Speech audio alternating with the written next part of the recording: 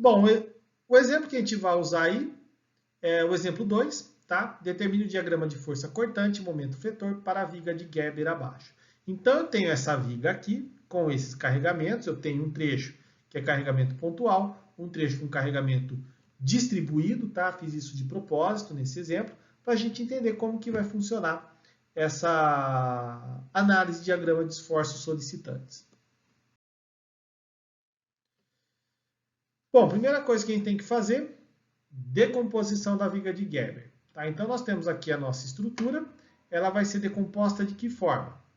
Primeiro eu tenho o trecho estável. Qual que é o trecho estável? É esse trecho aqui que é a viga em balanço. E eu tenho o trecho instável, que é o que está em apoio, que ela se transforma numa viga depois simplesmente apoiada.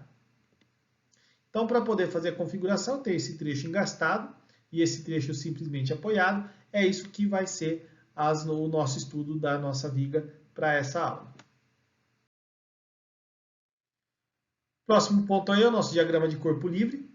Tá? Nosso diagrama de corpo livre, a convenção de sinais para esforços externos é mantido. Tá? Nós temos aí para cima, para a direita e sentido horário como positivo, tá? Contrário a isso vai ser negativo. E agora eu vou analisar a minha estrutura. Ela vai ser dividida nos dois pontos, tá? Então eu tenho o ponto externo, em que eu vou ter um ponto de carregamento naquele pontual, tá? Eu tenho ponto A e ponto B. Do outro lado da nossa viga, nós vamos ter uma viga com um apoio fixo, só que eu não estou ainda contando as rótulas de apoio, tá? Só os contatos entre apoios, não contato entre vigas. Tá? Então, por enquanto, eu vou estar só com essa configuração. E essa estrutura vai ter um carregamento distribuído, tá? Bom, aqui eu vou chamar de ponto B e o ponto C da nossa estrutura. Agora eu vou começar a fazer o quê? Análise pelo trecho instável. Então, eu vou pegar aqui o diagrama de corpo livre para esse primeiro trecho. E ele vai ter o quê? Ele vai ter um carregamento P equivalente, uma distância do ponto B até o ponto P, tá? Que eu chamei de LBP equivalente, e as reações de apoio são essas daqui. Eu vou ter o quê? No ponto C, duas cargas, uma vertical e uma horizontal, porque o apoio é fixo, e no ponto B, eu vou ter aqui um apoio do tipo móvel, ou seja, eu tenho uma articulação ali, que pelo jeito vai ser uma articulação móvel, inicialmente falando, tá bom? Aqui eu vou chamar de FCY, FCX e aqui de FBY. Agora vamos analisar o outro lado da estrutura, o ponto estável. Então, o que eu tenho? Eu tenho a nossa força P, eu tenho a distância LAP e eu tenho aqui, de esforço aplicado, o contato da viga. Tá? Como eu adotei aqui no primeiro trecho, como ele de baixo para cima, que é o que está fazendo para dar sustentação, nesse ponto aqui ele vai ser de cima para baixo, de forma que na estrutura, internamente entre eles, essas forças têm que se anularem. E eu tenho no outro lado da estrutura três reações, né? Eu tenho aqui o FBY, que é a força externa, e aqui eu vou ter o FAY na vertical, FAX na horizontal e o M'A, que eu adotei inicialmente nesse sentido aqui. Bom, primeira coisa que eu vou fazer, então agora o que eu tenho que fazer, que eu fiz o diagrama de corpo livre, é definir a metodologia de análise. Vamos começar com ele pelo nosso trecho instável. Nosso trecho instável tem essa configuração, que é o nosso trecho da viga BAC. Bom, que metodologia que eu tenho para utilizar para fazer análise de esforço solicitante? Eu tenho equação de equilíbrio, relação diferencial e função singular. Nesse caso aqui, para essa estrutura, eu vou utilizar as relações diferenciais. Para mim vai ser mais fácil fazer o gráfico. Bom, aqui eu tenho de esforço extra o FBY, tá? Só para completar essa estabilidade. Bom, então vamos pegar a nossa viga e vamos analisar ela. Primeira coisa são os esforços externos. Eu vou pegar nosso P equivalente, que vai ter uma distância BP equivalente. E as forças de apoio são essas daqui que a gente analisou previamente. Então tá aí a nomenclatura deles. Então a primeira coisa que eu vou fazer é calcular esse P equivalente, tá? P equivalente, a área dele vai ser 20 vezes 8, tá? Que é 20 metros o comprimento, 20 kN é a intensidade, 8 metros é o comprimento, eu vou ter aí 160 kN. A distância BP equivalente é o centroide, contando no eixo X, essa distância 8 metros vai cair para 4, que é o ponto mediano, né? Então, fazendo aí já de maneira mais rápida, a determinação de esforços externos, como a gente sempre vem fazendo desde mecânica dos sólidos, FCX vai ser igual a zero, porque não tem força em X. A somatória M'(A) vai me concluir que meu FCY equivale a 80 kN. E aplicando nas forças verticais, o meu FBY vai ser calculado como valendo 80 kN. Então, aqui vale 0, aqui vale 80 e aqui vale 80 kN. Bom, fazendo então agora a determinação dos esforços internos, tá? Então, a configuração da nossa estrutura ficou dessa forma, tá? Com um carregamento de apoio fixo numa extremidade e apoio móvel na outra. Então, vamos fazer o equacionamento desse carregamento. Bom, a gente sabe que o carregamento contínuo é x elevado a zero, tá? Então, a equação é W0, x elevado a zero. Como a intensidade é de 20 kN/m, nós vamos ter que a equação de carregamento vai ser 20x0 elevado a zero, né, kN/m. Lembrando que, para esforços internos, o carregamento sentido para baixo é dado como positivo. Bom, agora o que a gente vai fazer? A integral dessa equação para obter a força cortante, tá? Então, aqui vai ser menos a integral de W de x dx, que é igual a menos a integral de 20 x elevado a zero dx. Fazendo a integral dele, vai ficar menos 20x, que vai valer 1 agora, mais K1. Todo mundo lembra o que é o K1? O K1 são os esforços externos, né? As nossas condições de contorno do ponto inicial. Sabendo que nosso ponto inicial vai ser aqui no ponto B, o K1 é o quê? É o nosso FBY. E quanto que valia o nosso FBY? 80 kN. Então, a nossa equação final, substituindo as incógnitas, vai ser essa daí. V de x é igual a menos 20x mais 80. Fazendo mais uma vez a integração, o que eu vou ter? O momento fretor. O momento fretor é dado por essa integral de V de x dx. Vou substituir a equação de V de x aqui dentro e fazer a integral. A integral dele vai ficar igual ao quê? Menos 10x ao quadrado, porque vai ser menos 20x. Jogando para fora vai ficar menos 20x, x ao quadrado sobre 2, que é a integral dela. 20 sobre 2 dá 10, então por isso que nós temos esse fator 10 aqui, tá? O 80 vai ser 80x mais K2. E o que é o K2? O K2, ele é nada mais, nada menos que a condição de contorno se tiver um momento binário na extremidade. Eu tenho momento binário? Não tenho. O único momento que faz essa anulação dos esforços fletores é provocado pela força na extremidade. Tá? Então, meu m de x vai ser isso daí. Menos 10x ao quadrado mais 80x e o K2 que equivale a zero. Então, ele some da nossa equação.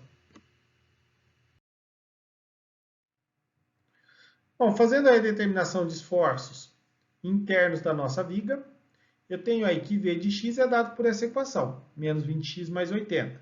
Tá? Essa função ela é decrescente e linear. Decrescente porque aqui é negativo e linear porque é x elevado a 1. Bom, como a minha viga, esse trecho tem 8 metros de comprimento, substituindo os valores, ele vai ter para x igual a 0, a força cortante é 80 kN. Para x valendo 8, eu vou ter uma força cortante valendo menos 80. Então, espera aí, só um pouquinho. Quando eu tenho um ponto que começa positivo e ele termina negativo, significa que eu vou ter o quê? Um ponto de inflexão. Ou seja, ali vai ser o momento fletor máximo, aonde a minha força é igual a 0. Então, eu vou ter que descobrir aonde a minha força cortante se torna igual a 0. Então, nesse caso aí, é só igualar a nossa equação igual a 0 e o x vai ocorrer aonde é igual a 4 metros.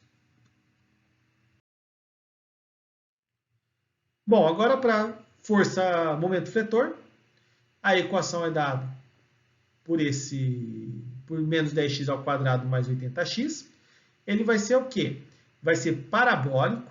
Por que parabólico? Porque ele é x ao quadrado. E a concavidade vai ter um momento máximo. Por quê? Porque a concavidade é voltada para baixo, justamente por causa do sinal negativo. Tá bom? Então, substituindo os valores aí que nós temos 3 pontos a se analisar. Primeiro é quando x igual a 0. Segundo, x igual a 4, porque é onde a força cortante é igual a 0. E o momento é no ponto 8, que é o final da nossa viga. Substituindo os valores, ele vai de 0, sobe até 160 e depois volta a 0, formando essa concavidade parabólica.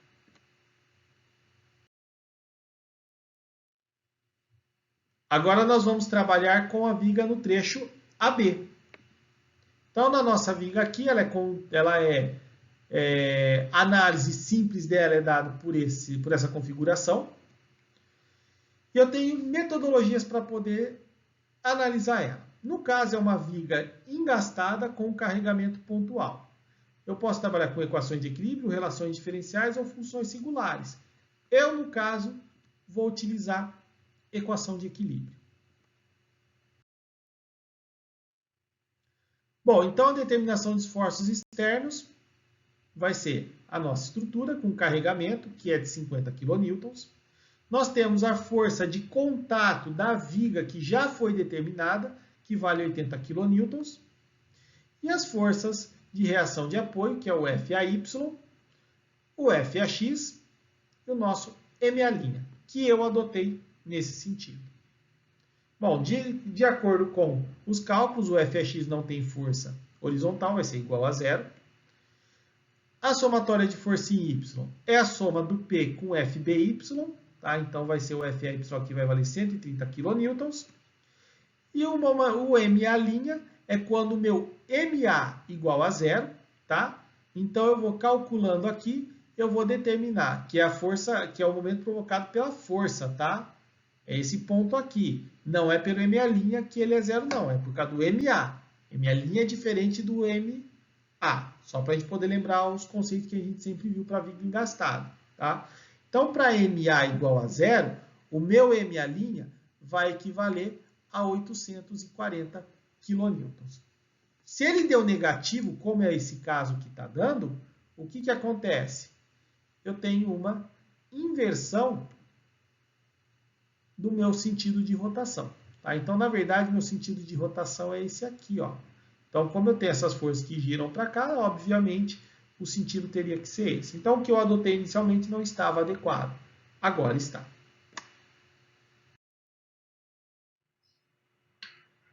Bom, agora vamos fazer a determinação dos esforços internos. Tá? Então, nós temos a nossa estrutura aí, nós temos o carregamento P e nós temos a força FBY. Tá? Então, nesse caso aí, nós temos o primeiro trecho de análise, que vai ser até a força P. Então, tá aí o que nós vamos analisar. O que nós temos? Nós temos o FAY e nós temos o MA', que é 840 kN.